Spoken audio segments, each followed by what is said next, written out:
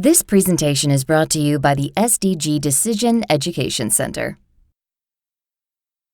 Hello, and welcome to Scenarios and Forecasting, Planning for Uncertainty, brought to you by SDG Decision Education Center and Texas Executive Education at the University of Texas. I'm Lynn Slattery, Director of Texas Executive Education and Manager of a portfolio of open enrollment programs designed for busy professionals. This portfolio includes the Strategic Decision and Risk Management Certificate Program, which brings together the academic research and practical application teaching of UT faculty and 35 years of experience in strategy consulting and decision education of SDG, and serves as the basis for our webinar series. We are proud to be partnering with SDG on this series of programs. Today, I'm excited to have Bruce Judd, an expert in forecasting, with us to explore how scenario planning can help us design better and more flexible strategic alternatives.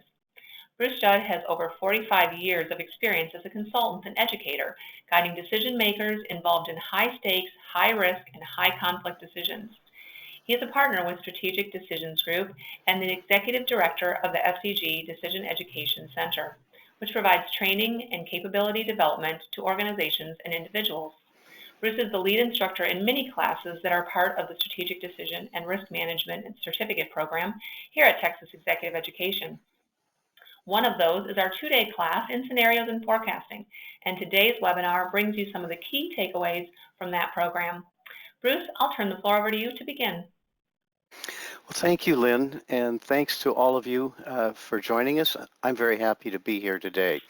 I'll give you an introduction first to the two halves to this presentation, and then I will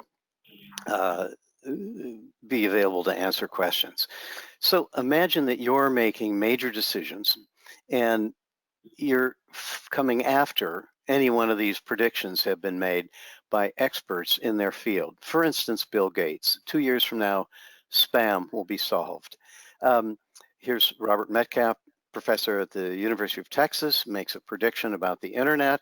And the bottom one, Ken Olsen, is the one who founded Digital Equipment Company, and he said, you know, there's absolutely no reason for any individual to have a computer in his home.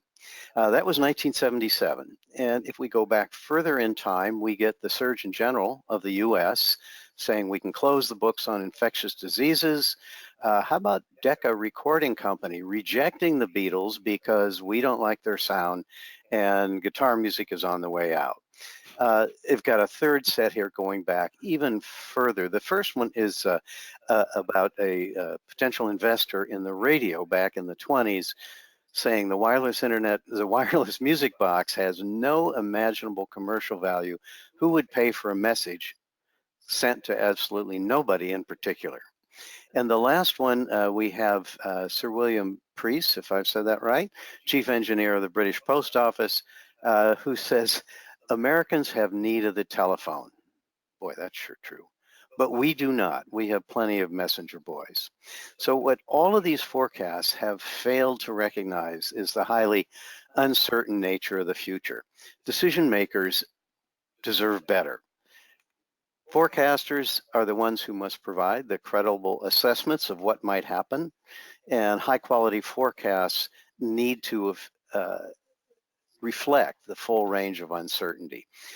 What we're showing on the bottom of this slide is the requirements for a high quality decision. And many of you familiar with decision analysis or SDG, decision consulting, know about this chain, and it has the 6 elements of a high quality decision. Getting a good definition of what decisions we're actually looking at, getting good creative alternatives within that frame, meaningful, reliable information. And a lot of this webinar has to do with producing that meaningful and reliable information, being clear about what you want, being clear about the sound reasoning that you're using to come to a conclusion about which alternative is best, and then finally commitment to action. So we call these the requirements or the elements of decision quality. In the lower left of this slide is a prior webinar, How to Make the Right Choice the First Time. You can download a copy of that in the links, handouts section of the webinar software under the heading links. And we also have another item there. It's an ebook and it's entitled Closing the Decision Quality Gap. So scenarios and their counterpart, the information or forecast, serve two primary needs of decision makers. Let's start with the scenarios. So the main goal of scenario planning, and I can't emphasize this enough, is to stretch the thinking about the future. And of course, that fits well with the information link. The scenarios also, by thinking about the future, help us generate new strategies for adapting to change. And then finally, this helps us expand the frame for decisions. So these three elements on the left side of that chain are all heavily influenced by the scenario planning. And then we have the second half of this webinar on reliable forecasts, where we're quantifying the uncertainty in the information that informs the decisions. The forecasting process can help us prioritize further data gathering and also suggest valuable monitoring that we need to do in order to understand what futures are evolving. And like a chain, overall quality can be no stronger than the weakest link. We can't make up for a poor frame, for instance, by doing more reasoning or more analysis. What I'd like to do is understand a little better who we have with us today and what is your primary role in decision making in your organizations. So that you can see 5 choices here. We'd like you to pick one.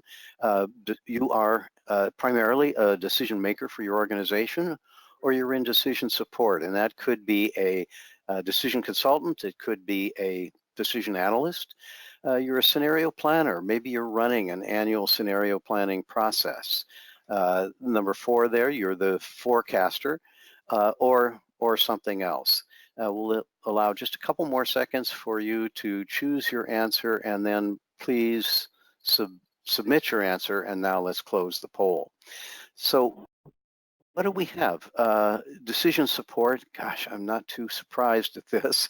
A lot of decision consultants, decision analysts, those in support for decision makers. About an equal number of scenario planners as we had for the decision makers. I'm a little surprised to see that the forecasters are the tied for being the smallest overall, the same as decision makers. I would have expected more of those, and something else actually beats out the forecasters. Thank you for the poll. Now, let's talk about the scenario planning and the process that we use for that. First, how about defining a scenario? So what is a scenario?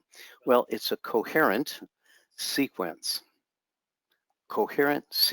of plausible events and decisions that create a vivid and compelling story. Those 3 words are important: vivid, compelling, and story of what the future could look like. The fact that this story is vivid and compelling can help us engage the decision makers and stretch their thinking. It helps them envision a broader range of possibilities, which then helps identify better and more creative strategies. Now, the scenario planning by itself can be used to forecast consequences of future choices, but we prefer taking it a step further and having it be helpful in stretching thinking and generating more creative strategies. Here's an example of a scenario, and this is a possible future for the development of a novel therapeutic drug, and it's got both the patient and regulator responses. The name for this scenario is Patients Win, and it's pretty good news. The clinical trials for this new therapeutic drug is confirming the benefits of this novel therapy.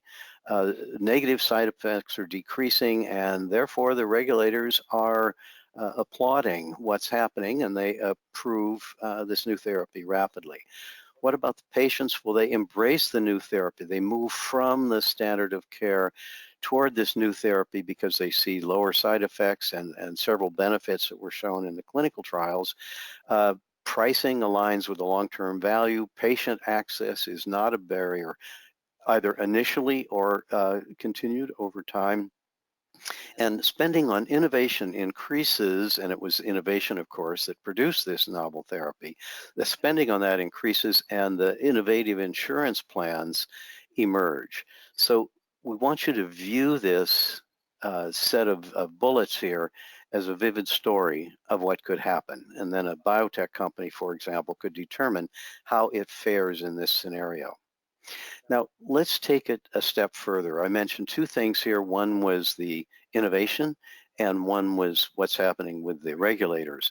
So now we're going to go to 4 scenarios, and the first step here is identifying what we call driving forces. By the way, all scenario planners call them that.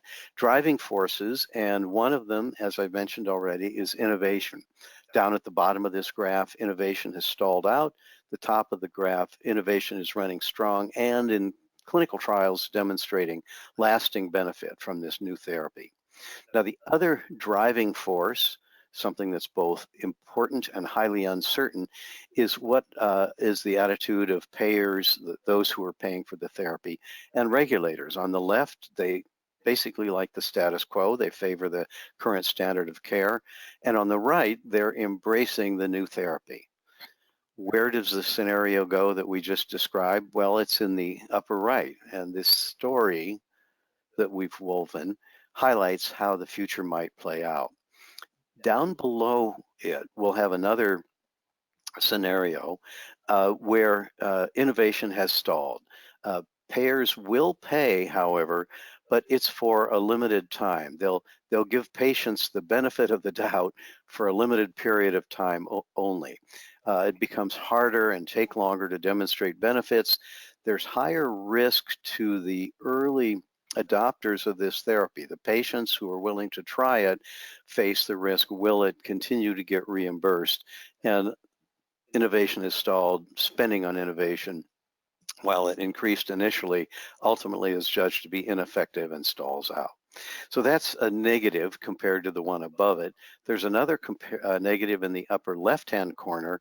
What's happening here? Well, innovation is going strong, but the payers and the regulators are slow to switch.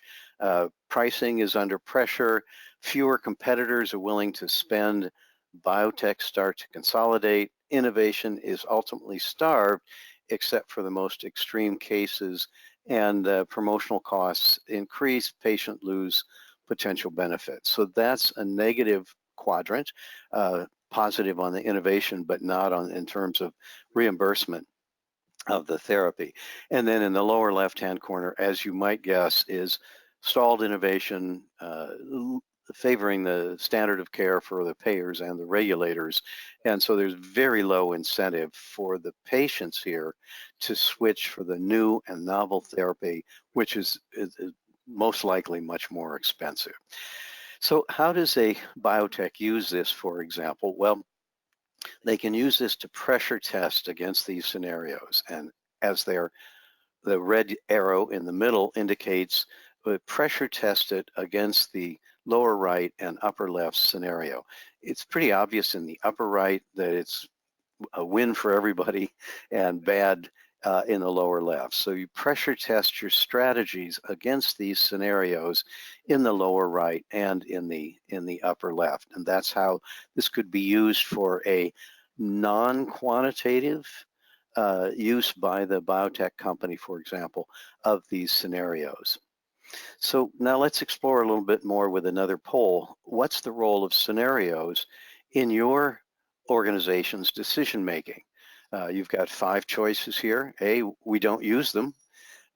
Another one is we use them as descriptions of possible futures. We don't do analysis with them, but they are possible future descriptions, and we can imagine how our strategies might fare in each of those futures. The third one is now quantitative. Quantitative. Sorry, it's used for qualitative pressure testing of the strategies. So it is actually comparing strategies with the futures.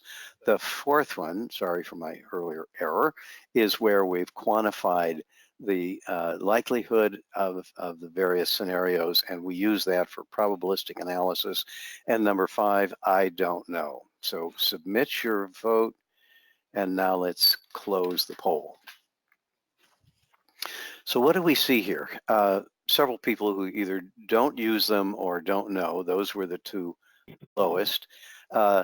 Use them for describing possible futures so that the decision making can be informed by those, but we don't necessarily do the pressure testing of strategies. That was a smaller set of those who are using them. And then finally, quantifying things with probabilistic analysis. Fully 1/4 of you said we do that. Okay, so thanks for clarifying what is the role of scenarios in your organization's decision making. Let me describe now the systematic process that we use to link the scenario development to strategies and decision making. The first step in this decision process is framing, and many of you familiar with how we approach problems you won't be surprised at that. The second element of that framing is identifying the driving forces.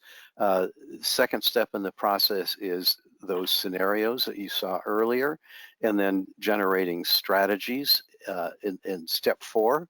Step 5, we begin the quantitative evaluation, and you'll recognize some of those tools if you're familiar with this, and then make the decision, no surprise there. But there is another step that follows, and that is to implement the strategies and have indicators, early indicators of which of the future, possible futures might be occurring. And I'd like to emphasize one thing here, and I'll say it again later, is the objective here is not to predict the future. What we want to do is position the enterprise for success across a broad range of futures. All right, now I'm going to dive into the first step again, which was to frame the decision and identifying these driving forces. This is a key to success, getting the driving forces that are most relevant to the particular decisions being evaluated. And as you might guess, we do that with a process of brainstorming possible driving forces from many different perspectives. We often use the acronym STEEP to identify the perspectives that might be important.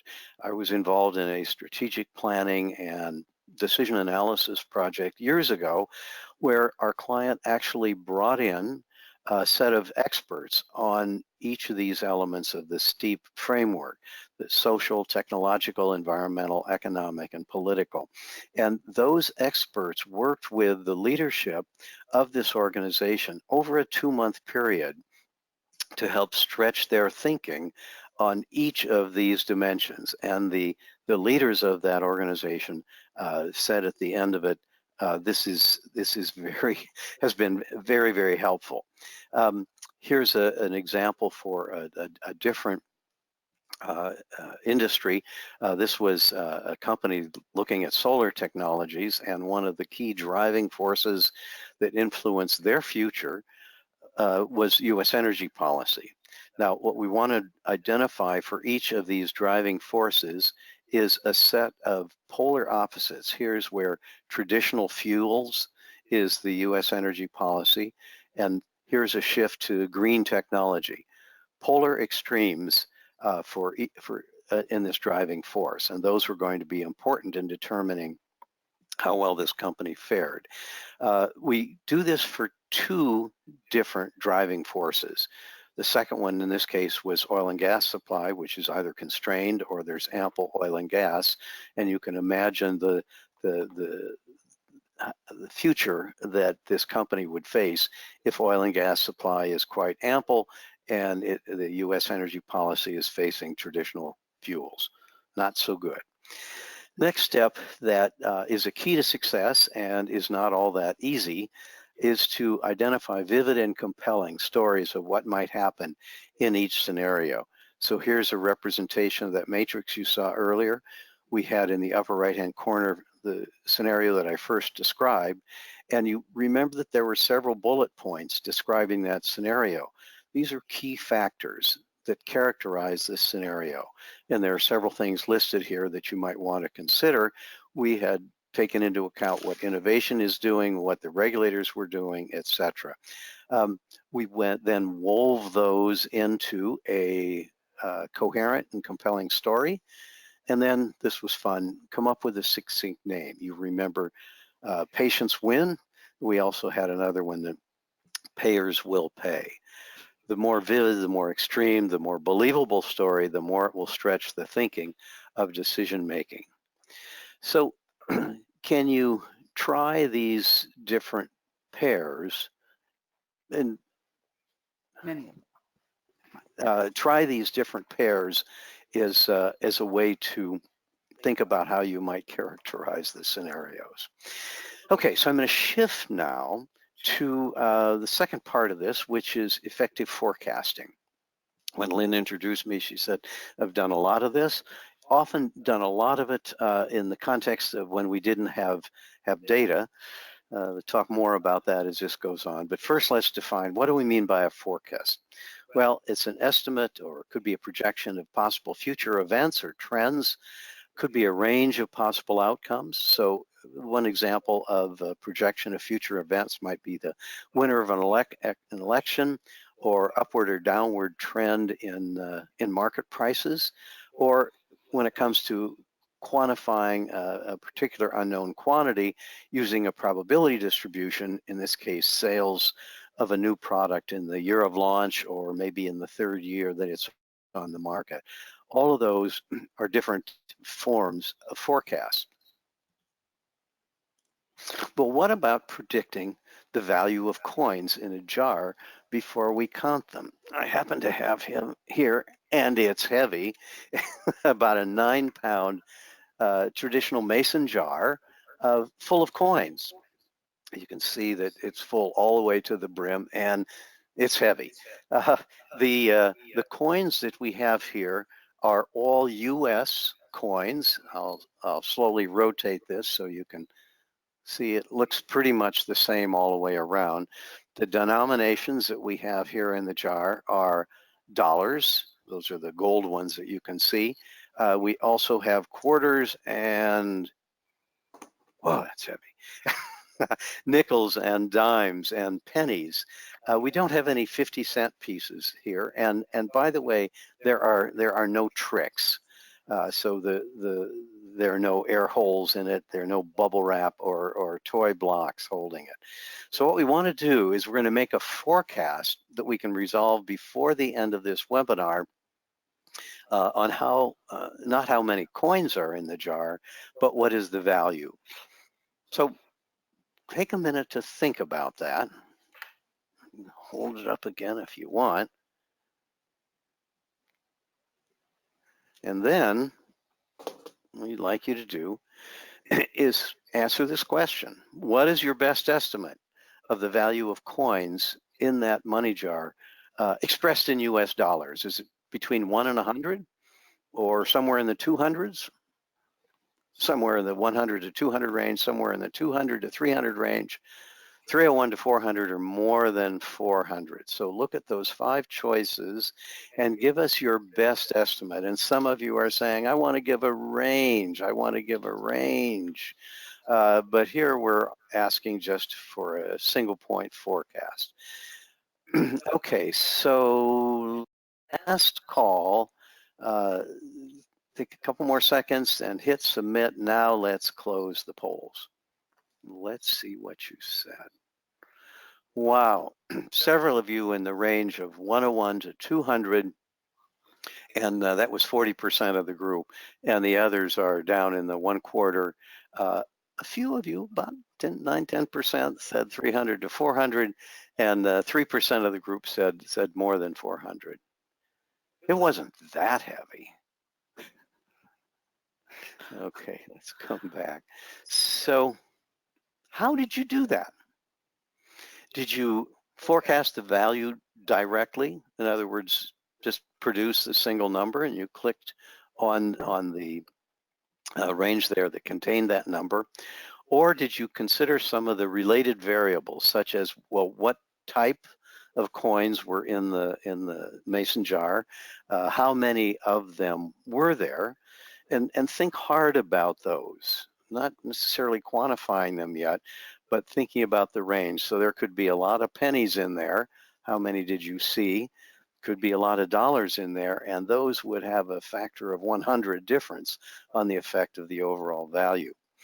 All right, or did you go another step, which was to make a quantitative forecast of the not only the number of each type, but also the value, and that would, if you multiplied it out and then sum the column there, you would get a forecast of the overall value.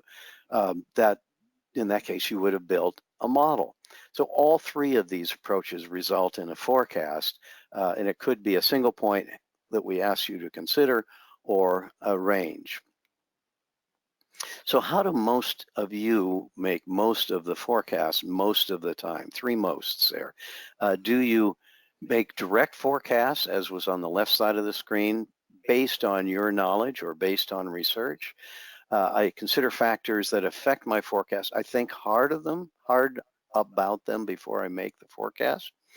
I forecast the input variables. In other words, I've identified what they are, and I make forecasts like on the number of nickels or the dimes or quarters. And then using a model, I actually compute my forecast. The last two, I get somebody to do it for me or none of the above. And now let's make last call on this poll and hit submit. And now let's close the poll. I guess I'm not surprised that given the audience that we have for this webinar, almost 60% of you are saying we basically build a model, forecast the inputs to that model, and then that allows us to compute the overall forecast. Okay, so coming back to the PowerPoint, effective forecasting is especially valuable when historical data are not available. The best approach to that integrates the role of scenarios and forecasts. Effective forecasts can then be used to inform decision making. And here's the process that we use. And I should say something about my experience as a decision consultant over the years.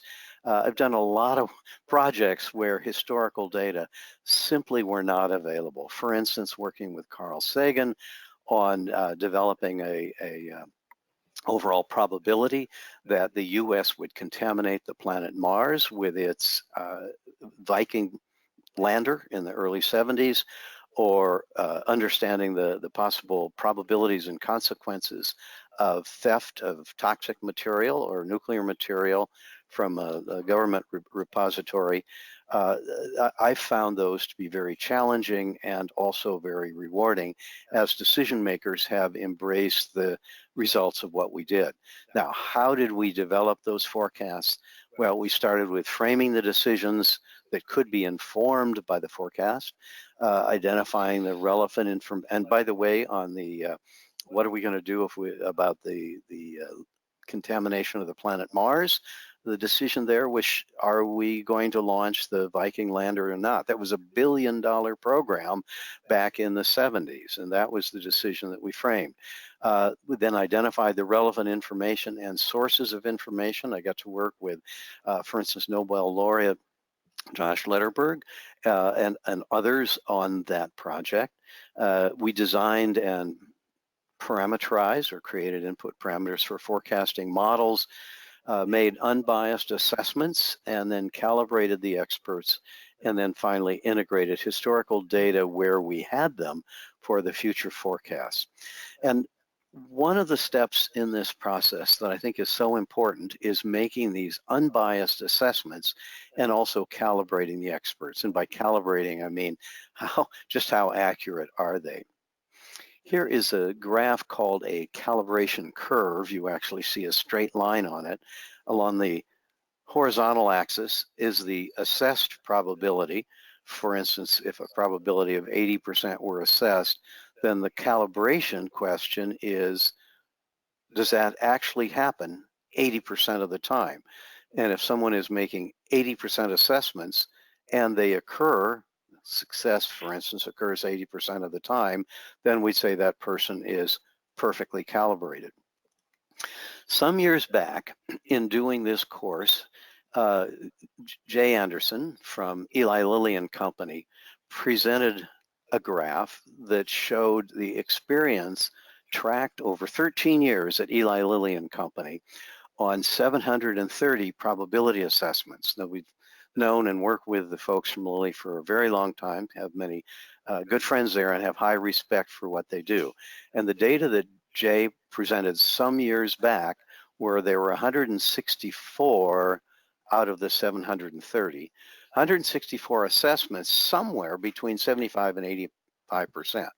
And if these forecasters at Eli Lilly were any good, if they were calibrated, there'd be a high fraction of those, somewhere around 80%, that actually succeeded. And in fact, 82% of them did succeed. Is that a good track record? Well, I think it's phenomenal. And Jay then presented their statistics they'd been keeping on other forecasts that were all within plus minus 10% of perfect calibration. Now, down to the left-hand edge of this graph, you see that there are fewer assessments. Why is that?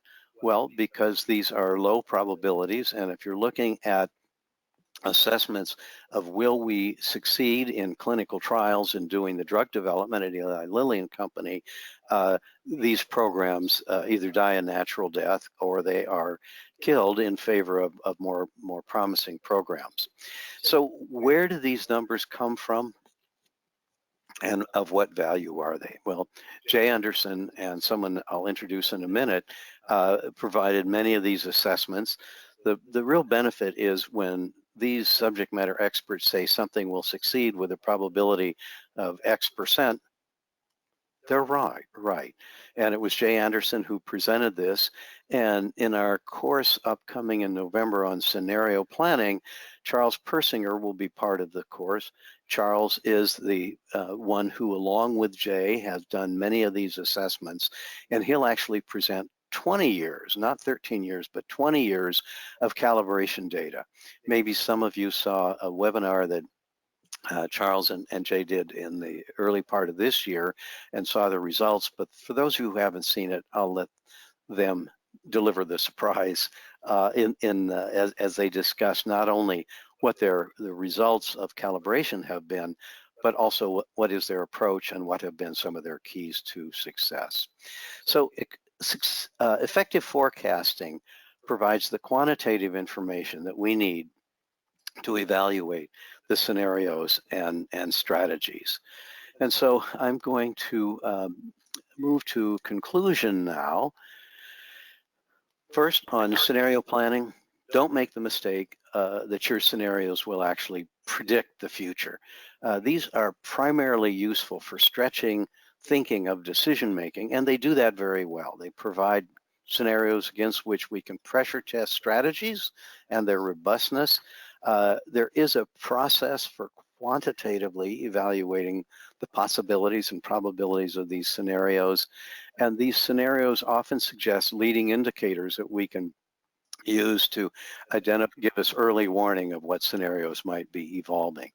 Also, you can get, and I think Eli Lilly is a great example of this, systematically better at forecasting. And I'll emphasize that Charles is going to show us 20 years worth of impressive data. The best practice is to provide extensive training for your subject matter experts, and also to provide feedback to them on what actually happens to the with the forecasts that they're making. When experts disagree, and this has been a large part of my consulting experience, is how to resolve those disagreements. We bring them together and discuss the basis for their forecasts and where the disagreements lie. I've found in most cases, almost all of them, in my 45-year plus career, been able to resolve the differences of opinion. And then for complex forecasts, we do a decomposition of the assessment. We had to do that for the Contamination of Mars project, breaking the assessment down into manageable parts and then get credible assessments on each of those. organizations, and there are several, not just Eli Lilly, that apply these techniques, and they report results that they can outpace their competitors simply because they have forecasts that the decision makers can trust. So Lynn, at this point, I'll turn it back to you. Thank you, Bruce, for bringing us your expert insights on scenarios and forecasting. That was very interesting, but are you sure there's not something else you wanted to share with us?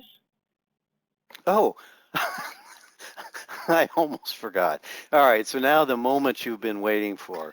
Here's a picture of that same jar that I was holding up earlier. Here's the actual count on the number of pennies, and if you're doing the math, you know now that pennies contributed $2.56, but nickels, dimes, quarters, and dollars, there's actually 73 of them in there.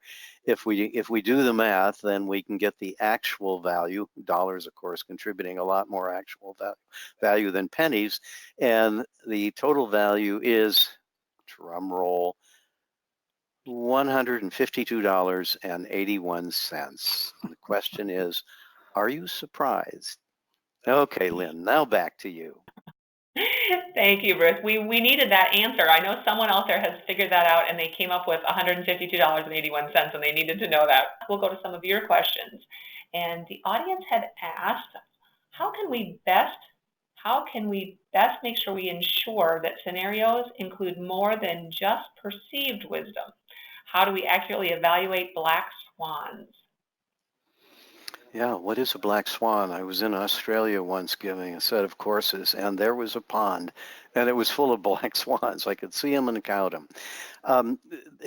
Let's take the question of how do we assure ourselves that there are not black swans, extremely unlikely events that aren't part of the conventional wisdom, and therefore we're making forecasts.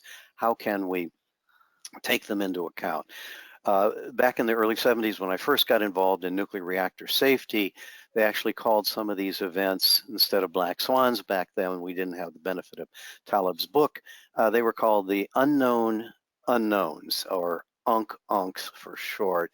The key is thinking hard before you start making decisions and before you finish your forecasting on what might these events be, and getting divergent opinions, getting to differences in perspectives. If you're saying, okay, now what is the likelihood of a 1,000-year flood in the next 2 years? Well, there may be some events, climate change might be one of them that we're seeing more recently, that could cause that 1,000-year flood to occur more frequently than 1,000 years. The key is being very explicit and very expansive in your thoughts about those possible events. And at the end of the day, if you can't think of it, there's really no way to include it. Lynn, what's another one? All right, we're going to go on to our next one. How do we get from the narrative scenarios to identification and assessments of key risks and opportunities? Yeah, that's a real challenge. And I mentioned working with a company that had the experts come in from the outside and talk about those various technological and economic and environmental social conditions.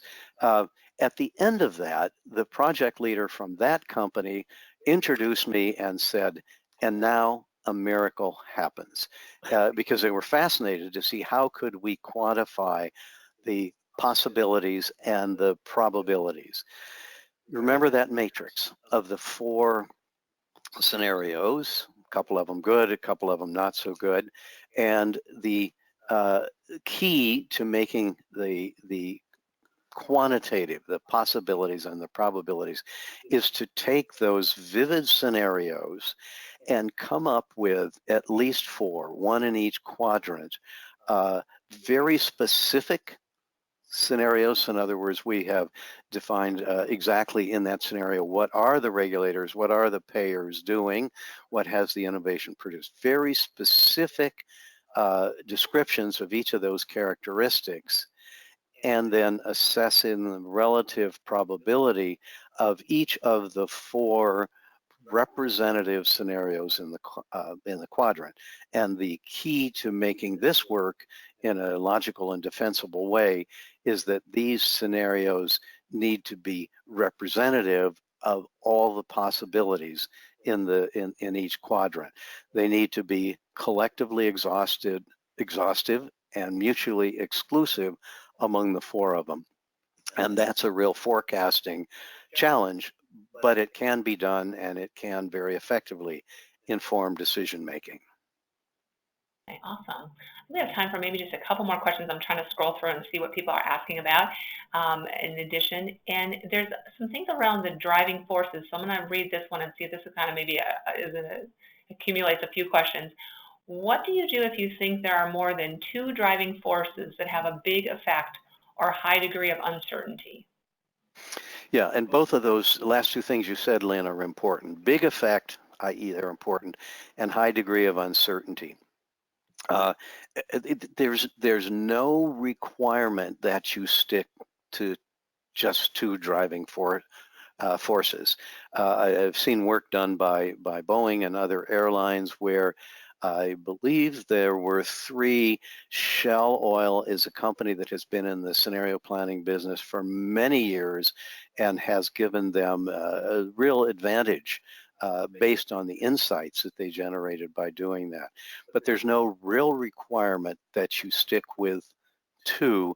My suggestion is start with two, keep a record of the third and the fourth, and do the exercise with the matrix 2 by 2, and then go to the third. And from that, you will find that it's making a difference or it's not making a difference. And as soon as it's just like popcorn popping, as soon as it slows down, that's when you want to take it off the stove. Okay, that's a good analogy. So I have one other one on the calibration graph. Why are there fewer assessments at lower probabilities? They were thinking that the N would be higher to sustain a pipeline since the probability of success at earlier stages is lower. Can you review this for them? Say the last part of your question, Lynn, please. The questioner was thinking that the N would be higher to sustain a pipeline since the probability of success at earlier stages is lower. Yeah, but they get, those programs get killed off.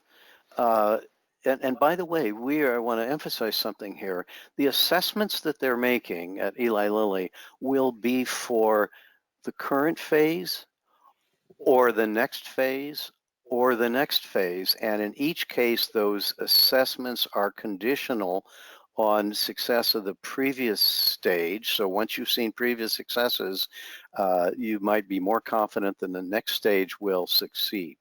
And I failed to say something about Eli Lilly as I was doing this, and that is some of these assessments are like for phase 3 or whether the Food and Drug Administration will improve use of the drug in humans as a therapy. That could be 7, 8, 9, 10 years into the future. So these weren't things that were just around the corner. These were things that were far into the future. But the specific answer to this question is about the low probabilities. Those programs either die a natural death or they didn't succeed in clinical trials. That's the natural death, or their funding is pulled and put to more productive uses. Okay, awesome. I think we have time for maybe one more final question. And this one, I'm just going to read it and we'll see if we can make sure we understand. How much is it a good indicator of success in probability assessment? Above 80%, like the 82% at Eli Lilly?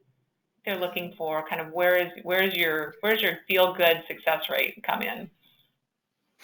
Well, at that 82% for Eli Lilly, that makes me feel good about assessments that were in the range of 75 to 85. But it is that whole graph. So the 50%ers, where that was the assessed probability, 50% of them actually occurred. So that's good in that range. We often see, and Professor Eric Bickel at the University of Texas, my co-instructor for many of these courses, has looked at the Weather Channel and assessments that they make, and it's surprising. They are particularly good at certain ranges at some ranges of probabilities and bad at others. And one of his big surprises that came out of that work is they never assess a 50% probability, very few 50% assessments. And as Eric and his graduate students asked, why not? And the forecaster said, well, that just confirms that we don't know what we're talking about, which of course isn't the case. But so yes, it can be different in different parts of that graph, but at Eli Lilly, it's not. That's what they're looking for. Awesome. Yes, and I do remember Dr. Bickle's webinar on that actual weather and talking about that 50%. It was the biggest surprise that I got, I think, out of the whole webinar, but it was a great one.